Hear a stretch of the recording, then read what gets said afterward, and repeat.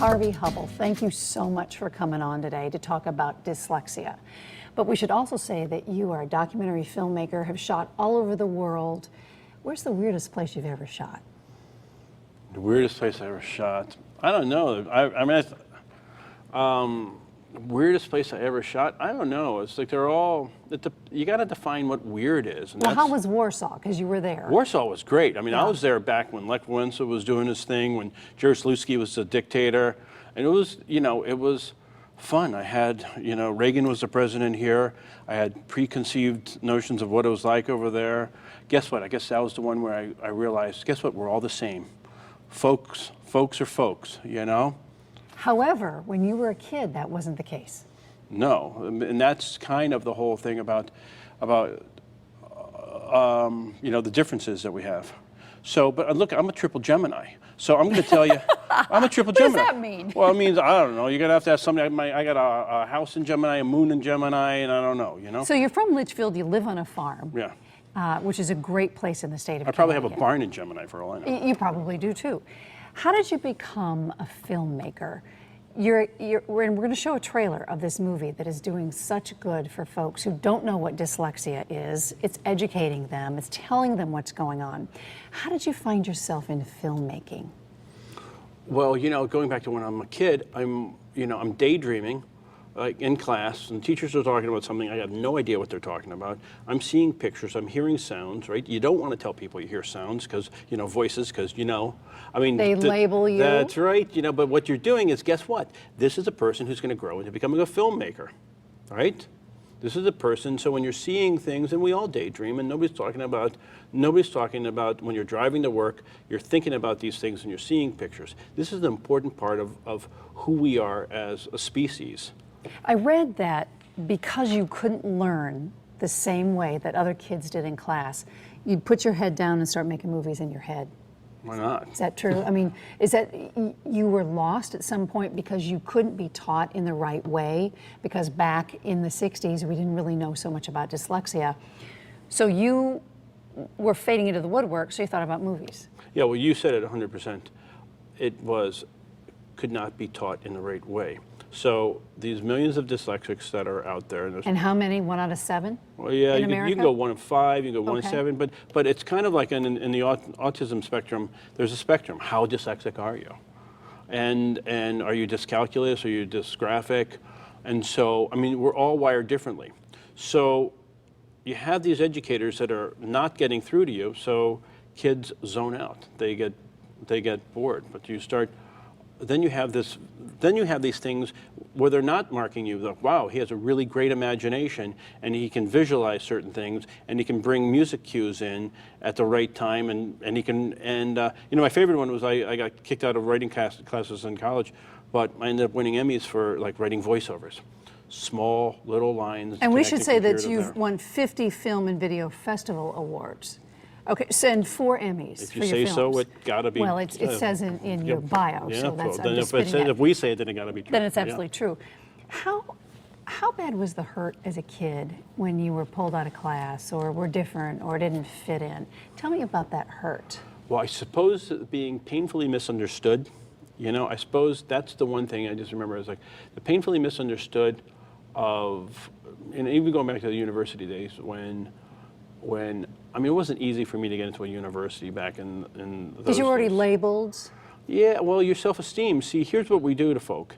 And you got kindergarten, first grade, second grade. This is the stuff we're working on now is how we can show educators and parents and kids, hey, we can fix these things. We can work on these things. And let's find the gifts in the kids, not what's bad in the kids.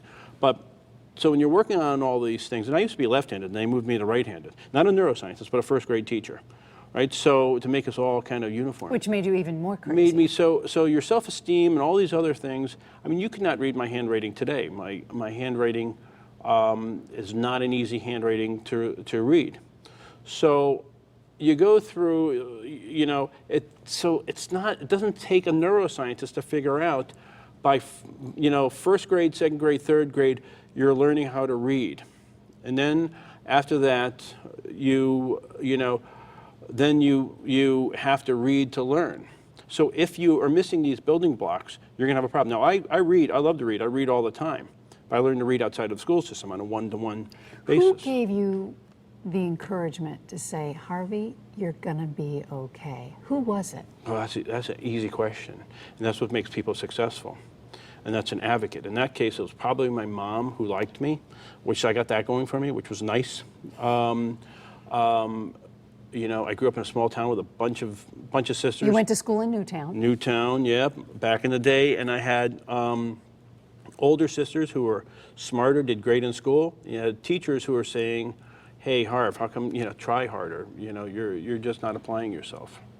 So you'll find the same story written all over the planet, where people do not know how to reach these kids, do not know how to unlock these kids. Now again, remember, I learned how to read outside of the school system. I had an advocate. I had somebody who said, hey, you can do it, you're smart. I'm not smart the way the school needs me to be smart, but you know, later But you that have other gifts. Yeah, and later that in other chapters, you're going to use social skills to get by. You're going to you know, you'll have compensating mechanisms as all dyslexics have, one way or another. Okay, having laid the groundwork a little bit, we have more to go. Let's watch the trailer to Dislecksia, the movie. Oh, good, I like that. Me. That's me there. I was a happy kid. I grew up in the early 60s. Life was good back then.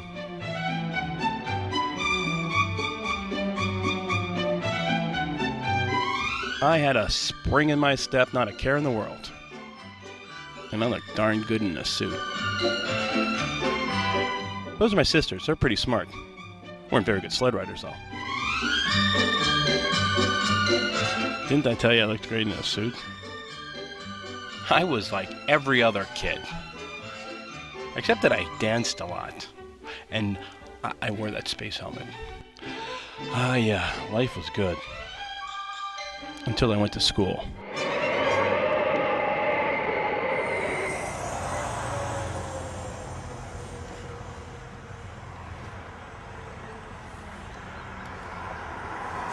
Hi, I'm Harvey Hubbell. I'm a dyslexic. If you don't know what that means, don't worry. Most people don't. But if you want to find out what it means, follow me.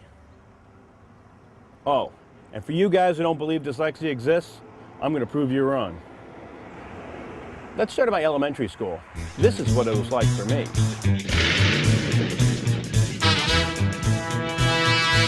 Harvey works best on a one-to-one situation. He falls apart in group activities. He has had treatment for a perception problem. I was amazed the first day of school to see him coloring a picture, using both hands to color in different areas, even though he could not stay between the lines. His artwork and his written work in general indicate a lack of maturity, perhaps a perceptual problem. His printing was readable at times, but all spelling was phonetically written. You'll discourage him if you expect written work, as he is unable to He do will it. need help in all areas. He has a poor He has had a understanding great of deal of math. He has difficulty had in remedial learning how to reading hold a Difficult to pencil. understand because of speech patterns. He has a He poor will need understanding help. all He will need help in all concepts. areas. Nobody likes me, everybody hates me. I guess I'll go eat some worms. I did not have a great time in elementary school. I went from a happy kid to a child with a severe perception problem. Those long, thin, slimy ones, short, fat, juicy ones, itsy bitsy, fuzzy, wuzzy worms. Locked out. In preschool, kindergarten, first, second grade, this kid who's dyslexic has been doing fine. Kickball, playing with your friends, your relatives, your cousins, life is beautiful. Third grade, bang, hits the wall. And all at once, this kid is not able to do what the other kids in the class are doing, but he starts to wonder what's going on here.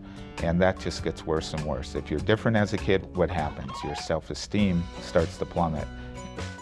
First memory of being panicked in a classroom, sitting in the back of the class, hiding behind a book, praying that I was so small and I was disappear so that the teacher wouldn't call on me.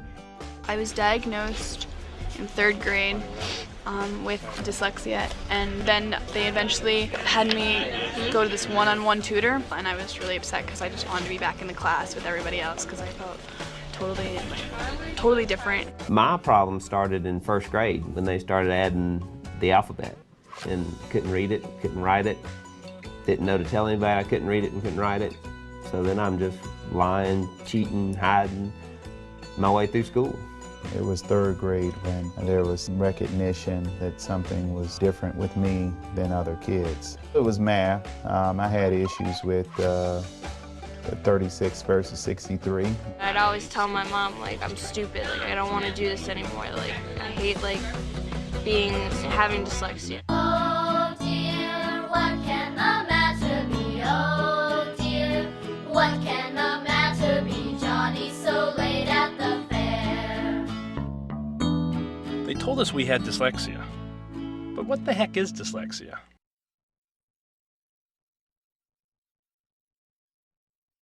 All right, so you make this movie. The trailer's excellent, by the way. So excellent. It's a lot of points. How is it received, Harvey? Well, how do you roll it out, and how is it received?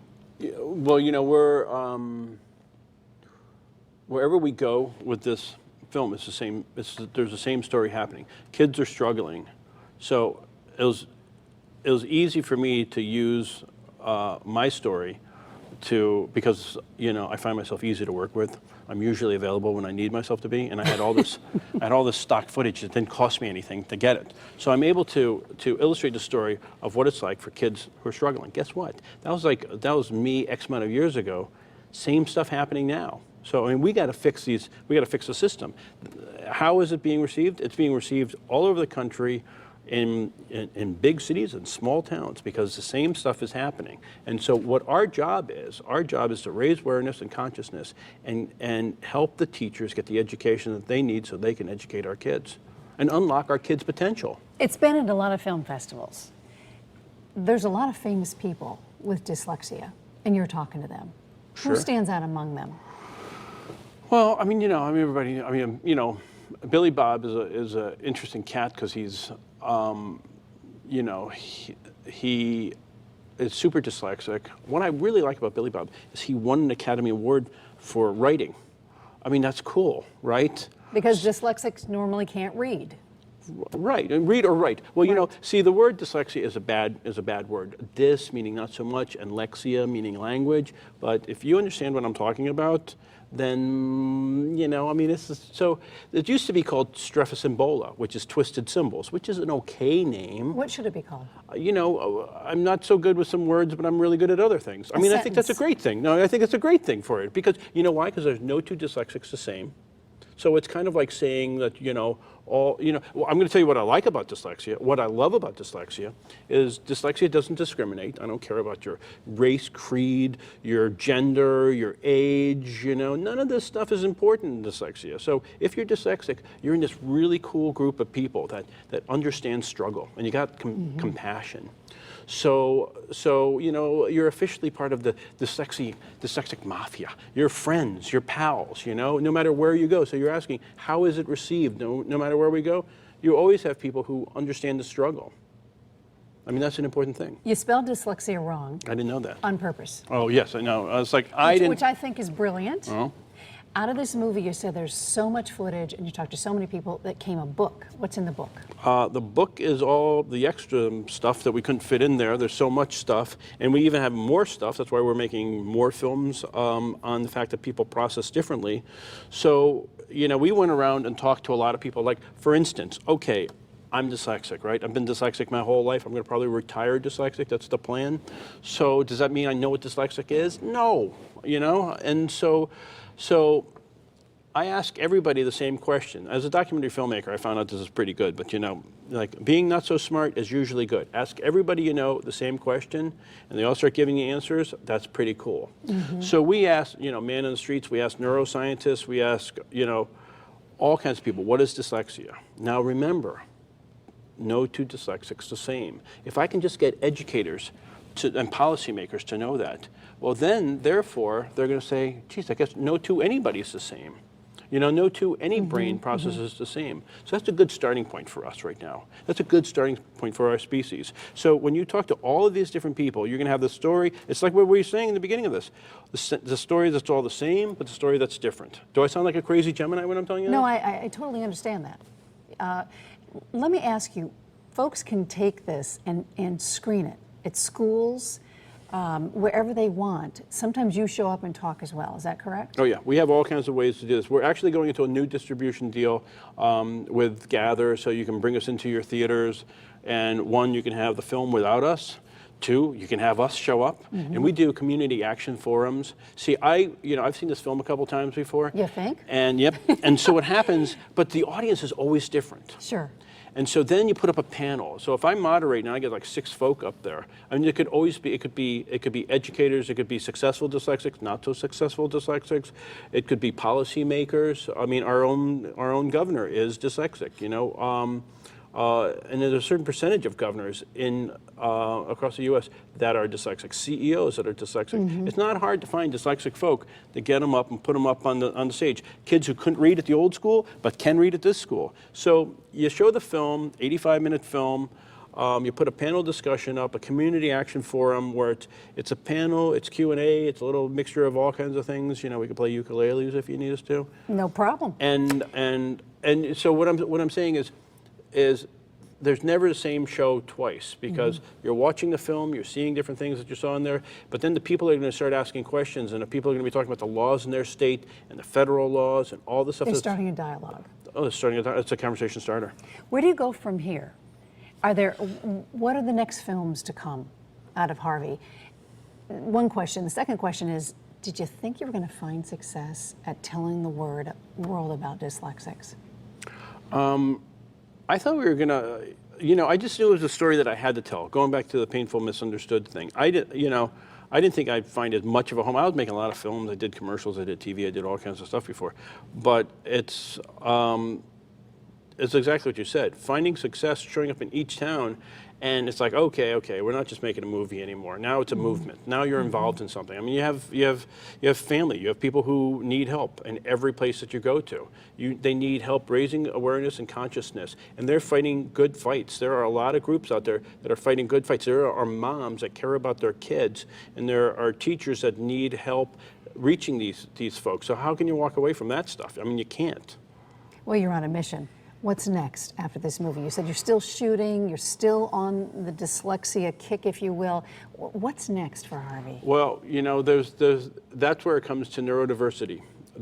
Explain that. Well, neurodiversity is, again, dyslexia is a civil rights movement of our time, but so is how we process. So it's all of neurodiversity. So you have these brilliant guys with Asperger's who can calculate all kinds of great stuff. Emotionally, they're not going to pick up the same cues as people with normal neurotypes, whatever that is. Whatever normal is. It's sure. like, if there's 5 people in the room, whatever we're doing is normal. But we could be, which room are we in, which part of the country, which part of the world? So, I mean, normal is an interesting thing in itself. And you have ADD. Personally, I think ADD is a good thing. I think it's probably, hey, I just have to tell this one story. I think like the guys that came in on the Mayflower, like we all know what that smelled like. It kind of came in, it's like, wow, we got to get off this thing, and we're blown off course. It's like the people who were like going off and go chop down, make a cabin, we're pulling in there, we need to make a cabin. You think people were saying, look at those people with ADD. No, they're saying, cut down more trees. Sure. It's part of our species. So all of our differences are our gifts. So what we should not be doing is talking about what's bad about all of these different the neurodiversity. We should be talking about what's good. We should find neuroharmony with all these folks. What we should do is we should think of how we can work together as working apart. I mean, that's more advanced for our species than, we can find a lot of reasons. You and I can find reasons to hate each other. Well, let's not do that. Yeah, no, let's not do that. Let's think positive. I know, let's see positive, and it's actually healthier for you to think positive. Absolutely. Right? Harvey, thank you so much for coming on. Thank you for helping dyslexics around the world, and I hope people get you in their school and in their facilities and watch this documentary. Thanks for coming on. Thank you for having us.